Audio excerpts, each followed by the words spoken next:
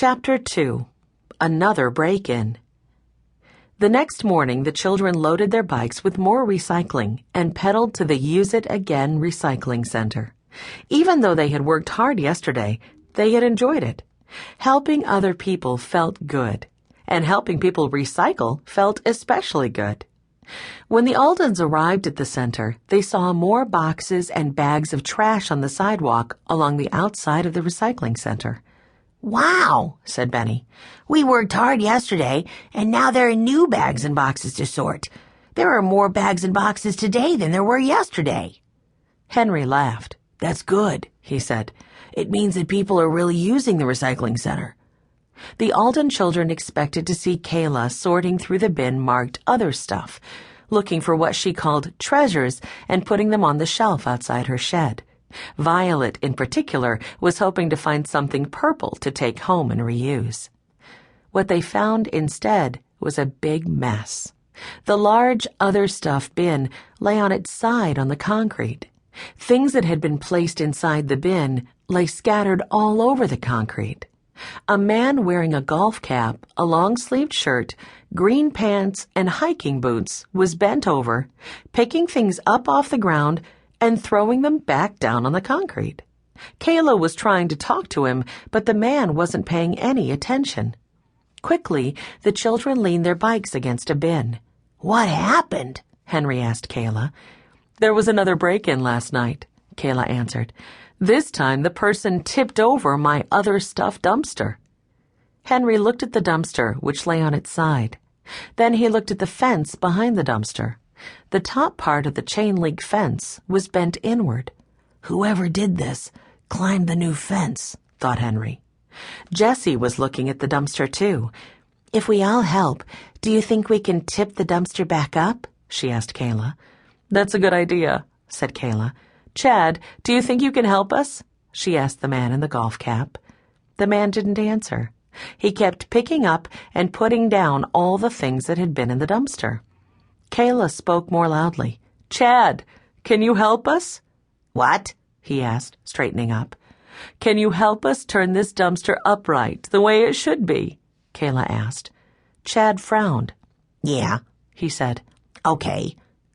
The Aldens and Kayla and Chad all worked together to tip the dumpster upright.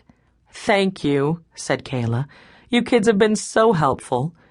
"And we can help today, too," said Benny. Henry spoke to the man in the golf cap. "We're the Aldens," he said.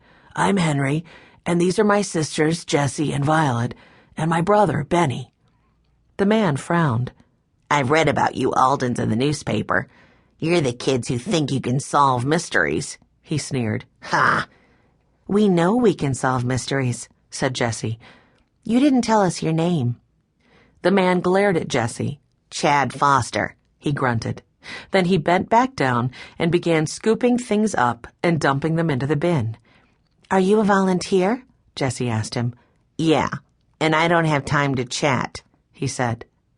Jessie thought Chad Foster was a very unfriendly man.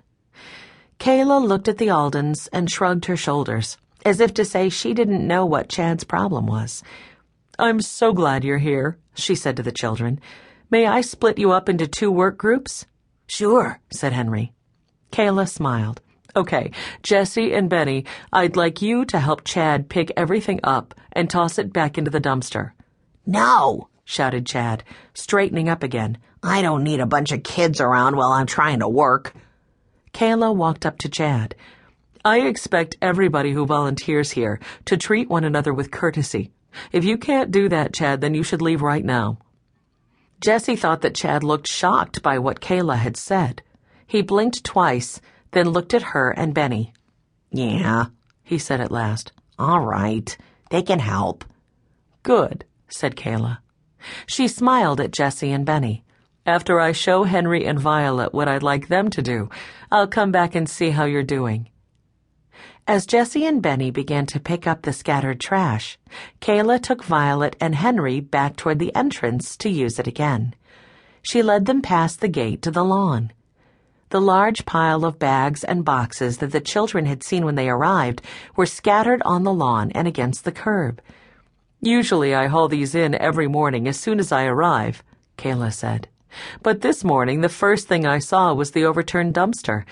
I stood there looking at it, and then this man, Chad, came in and said he'd like to help." Kayla looked over her shoulder to where Chad, Jessie, and Benny were working. "I wish he were more friendly, but the center needs all the help it can get. Somebody doesn't want the recycling center to be here." As Kayla said this, she turned and looked across the street. Henry and Violet turned to see where Kayla was staring. They saw a woman standing on the sidewalk across the street. It was the same woman they had seen standing there yesterday.